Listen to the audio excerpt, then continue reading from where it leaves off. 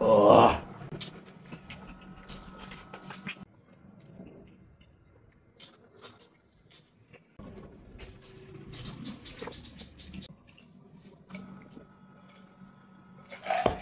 Oh. Sabi nung nagbigay, tuna barilis daw to. So, para sa akin, ang pinakamasarap na gawin dito ay sutokil.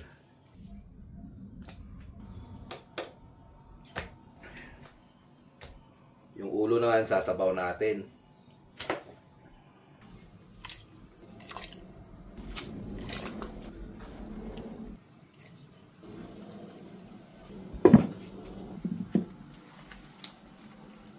Okay.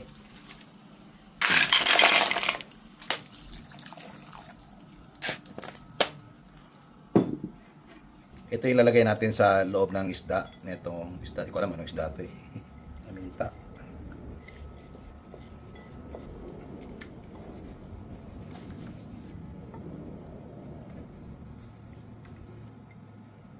Ito, asin lang. Saka paminta.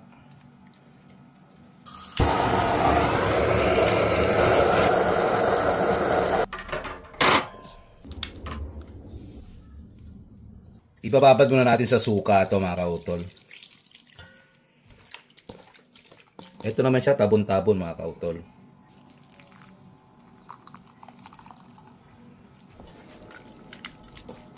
After 10 minutes, yan, lagyan natin ng gata. Pigaan natin to siya sa gata. Eto na. Pigaan na natin. Sabay-sabay lang natin ito ilagay. Pipino, kamatis, sibuyas, luya, tsaka sili. Ito yung tabon-tabon kanina. Salain lang natin para hindi masama yung ano. So, titimpla natin asin, paminta. Ito optional, MSG. Kalimutan natin kalamansi.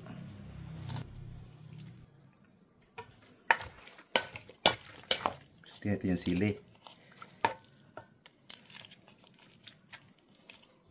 Sobrang sarap ng ating hinanda ngayon mga kautol. Meron tayo ritong sutokil. Sausawan na toyo mansi na nilagyan natin ng sili, sibuyas, kamatis. Yan. May kanin tayo rito. At drinks natin, Coke Zero. Kung bago lang po kayo sa aking page at sa aking channel, please don't forget to like, follow, and share ang Kautol Mukbang sa ating Facebook page and TikTok account and Tolboy Mukbang sa ating YouTube channel. So, ano pa hinantay natin? It's mukbang time! Nakaka ito kung ano yung unahin mo. Dito matay sa ating inihaw.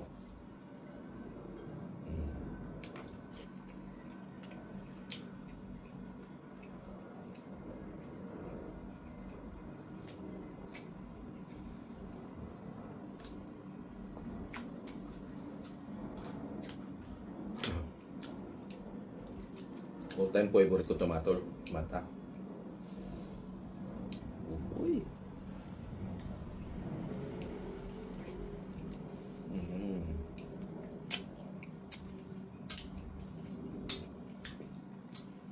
Sarap nun.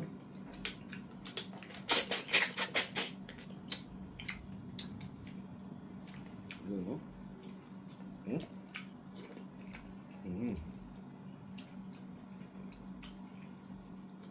Ayan, para hindi natin mahirapan. Mas okay kung itong pwesto. Sa kaliwa yung sabaw.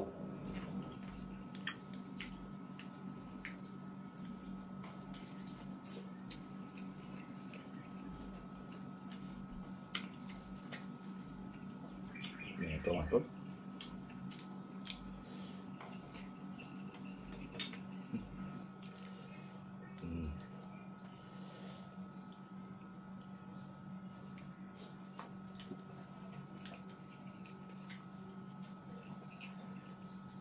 Woo!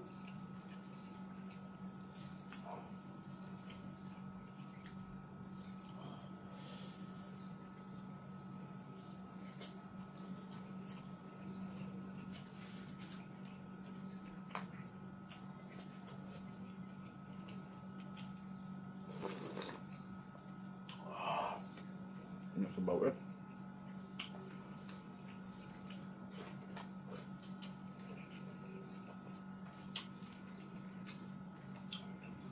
At pa, masarap ang loob na ito. Sarap to kasi hindi matinik eh. Sibas, ewan ko kung nasa Tagalog to.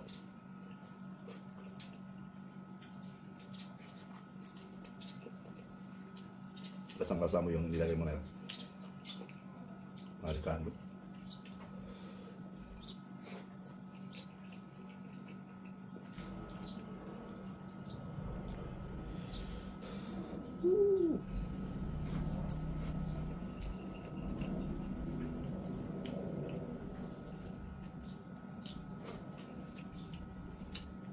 Grabing laman.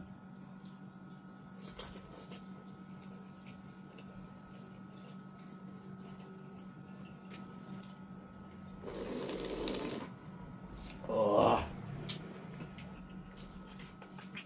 Masarap kumain ng ganito pag nasa tabing dagat o sa tabing ilog.